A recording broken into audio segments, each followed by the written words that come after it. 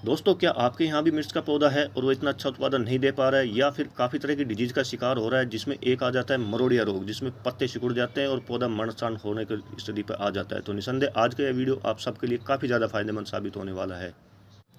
Hello दोस्तों, नमस्कार और मेरी यूट्यूब फैमिली को ढेर सारा प्यार। सामने जो आप पौधा देख रहे हैं मिर्च का पौधा है, और आप देख सकते हैं इसमें लॉन्ग मिर्चें हैं, जो लंबी वाली मिर्चें खूब अच्छी तादाद में, सैकड़ों की तादाद में आपको दोस्तों लगी हुई दिखाई दे रही होगी। साथ में इसमें आपको नए नए फूल भी लगातार कंटिन्यू रूप से आए जा रहे हैं, वह भी दिखाई दे रहे होंगे। और पौधा जो 12x12 का जो ग्रो बैग है उसके अंदर दोस्तों लगा हुआ है। इसके साथ आप देखेंगे पौधों की पत्तियों को, तो आपको कहीं भी किसी भी तरह की डिजीज आपको बिल्कुल भी लगी हुई नहीं दिखाई देगी, कोई भी वायरस का अटैक नहीं दिखाई देगा।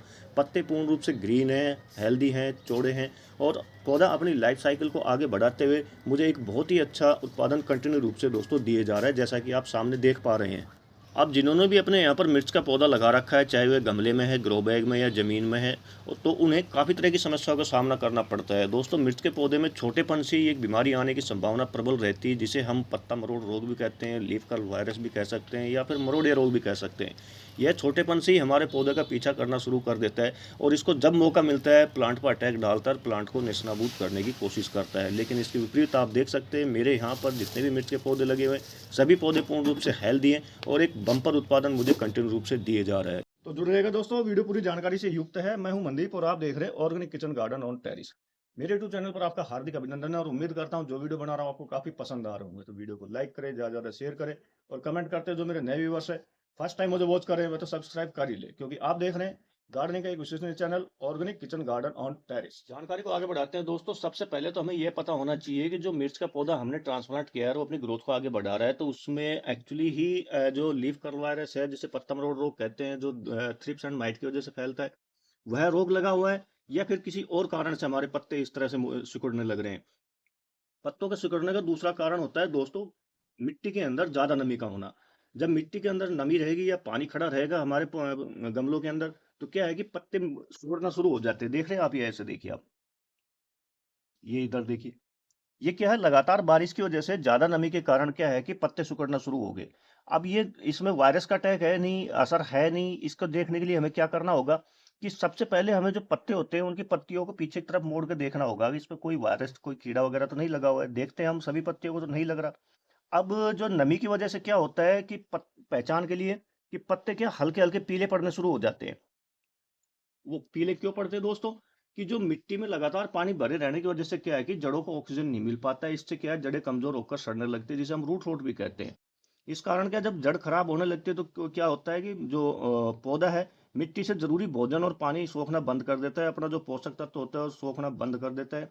विशेषकर जो कैल्शियम और जो नाइट्रोजन होती है उसकी कमी आ जाती है, जिसकी कमी की वजह से क्या है, पत्तियां इस तरह पीली पड़ना शुरू हो जाती है और मुड़ना शुरू हो जाती है। साथ ही दोस्तों क्या होता है कि जब ज्यादा नमी बनी रहती है तो इससे क्या होता है कि पाइथियम जैसे जो फंगस है वो पनपने लगते हैं, और पौधों की जो नसें होती है उनको ब्लॉक करना शुरू कर देते हैं, जिससे पत्तियां सिकुड़ने लगती है और पीली होने लग जाती है।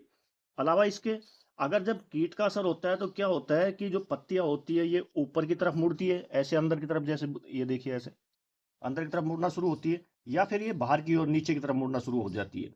इससे क्या पहचान होती है कि इस पर, हमारे प्लांट पर वायरस का अटैक हुआ है। लेकिन आप जब इधर देखते हैं इस पौधे को, देखिए आप, पूर्ण रूप से हेल्दी है, बहुत अच्छी तादाद में इसमें मिर्च में फूल आ रहे हैं, और पूरा पौधा देखिए मिर्च से दोस्तों लदे जा रहा है। इसमें किसी भी तरह का ना तो इसमें कोई भी वायरस का अटैक हुआ है, और ना ही इसमें कोई नमी के कारण कुछ हो रहा है। अब हम चलते हैं दोस्तों वायरस वाले प्लांट की तरफ। ये देखिए, ये जो पौधा आपको दिखाई दे रहा है मिर्च का, ये इसकी पत्तियां ऊपर की तरफ मुड़ चुकी है, कटोरी जैसी बन चुकी है पत्ती, देख रहे हो आप। ये पत्ती भी, ये जो नई आ रही पत्ती, सभी पत्तियां कटोरी जैसे बनना शुरू हो चुकी है, देखिए आप। अभी हम इसके नीचे की तरफ देखते हैं तो आपको देखिए बारीक बारीक कीड़े से दिखाई दे रहे होंगे, ठीक है, ये पीले पीले से कलर के।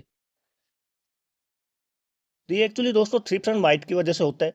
अब मैं इसका निदान कैसे करता हूँ ताकि ये पौधा पूर्ण रूप से हरा भरा हो जाए और इस तरह के जो डिजीज वायरस है वो इससे दूर हो जाए। अब इस तरह के कीटों और वायरस से बचने के लिए दोस्तों मैं क्या करता हूँ, देखिए ये जो सामने चीज़ आपको दिखाई दे रही है काफ़ी अच्छी चीज़ होती है हमारे पौधों के लिए। इसके अंदर नाइट्रोजन भी होता है, फास्फोरस, कैल्शियम और कई काफ़ी ज़्यादा सूक्ष्म पोषक तत्व होते हैं, माइक्रोन्यूट्रिएंट्स जो होते हैं, जो हमारे पौधों की तेज़ी से वृद्धि करने में मदद करते हैं। साथ में ये एक नेचुरल फंगस रोधी है, कीटनाशक का भी काम करती है, मिट्टी में डालने से जहाँ जड़ों की फंगस को रोक बचाव करती है, वहीं जब हम इसका स्प्रे करते हैं तो जो जैसे थ्रिप्स हो गया, माइट्स हो गया, मिलीबग्स हो गया, इस तरह के जो वायरस होते हैं, कीट होते हैं, इनको भी दोस्तों ये हमारे प्लांट से दूर करती है। कैटरपिलर जो एक कीड़ा होता है ऐसे ऐसे चलने वाला, जो पत्तों खाना शुरू कर देता है, उस पर भी दोस्तों ये बहुत बढ़िया काम करती है। इसमें मौजूद जो लैक्टिक एसिड बैक्टीरिया होता है, जब मिट्टी के अंदर इसको डाला जाता है तो अच्छे बैक्टीरिया को बढ़ाने का काम करता है, जिससे मिट्टी हमारी जो है काफ़ी उपजाऊ बनती है, बुरबुरी बनती है। साथ ही इसका उपयोग जब हम करते हैं अपने प्लांट पर, तो प्लांट की जो एंटीबायोटिक पावर होती है, रोग प्रतिरोधक क्षमता होती है, वह बढ़ती है। फल फूल झड़ने की जो समस्या होती है वह कम हो जाती है। इसी के साथ ही जब गर्मियों में या जो तेज़ धूप होती है उस दौरान जब हम इसका शाम के वक्त स्प्रे करते हैं, तो ये क्या काम करता है कि एक ठंडी सी परत बना लेता है, जिससे पौधे मुरझाने से बचते हैं दोस्तों। एक्चुअली दोस्तों ये है लस्सी। अब लस्सी हमें कौन सी लेनी चाहिए होती है, इस बात का हमें विशेष ध्यान रखना चाहिए होता है। जो ताज़ा लस्सी होती है, उस ताज़ा लस्सी का प्रयोग करने से बचें। कारण ताज़ा लस्सी को फिर उसको फर्मेंटाइजेशन होने में काफ़ी टाइम लग जाता है। हमें करना क्या चाहिए होता है कि इसको 4 या 5 दिन के लिए आप किसी बोतल में बंद करके रख दीजिए। बोतल में जब बंद करेंगे तो इसमें तेज तीक्ष्ण गंध आनी शुरू होगी और खट्टापन तेजी से बढ़ना शुरू होता है। अब आप देख सकते हैं ये बोतल में बंद थी, मैंने इसको अभी गिलास में डाला है। देखिए ऊपर कितना ज़्यादा इसमें झाग आए हुए हैं, आपको दिखाई दे रहे हैं। ये पूरा ये खट्टेपन की निशानी है, इसका तेज तीक्ष्ण होने की निशानी हो जाती है जब इसमें इस तरह के झाग आना शुरू होते हैं।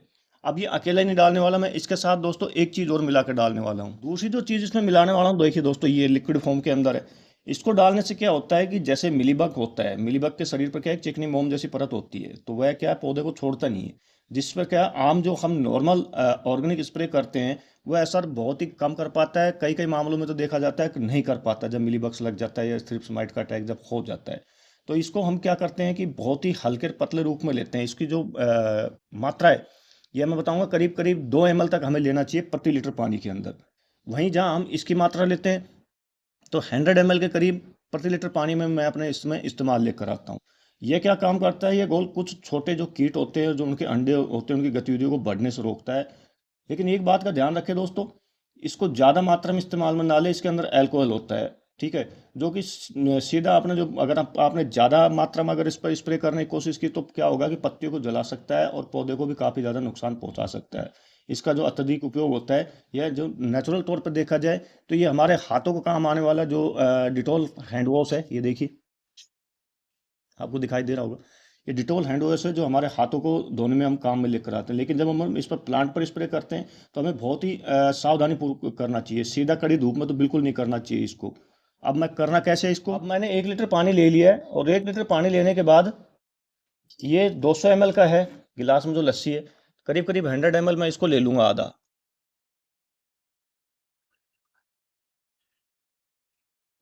आधा लेने के बाद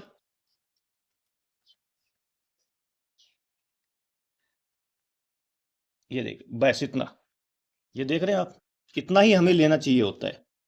ये भी मैं इस पानी में मिला देता हूँ।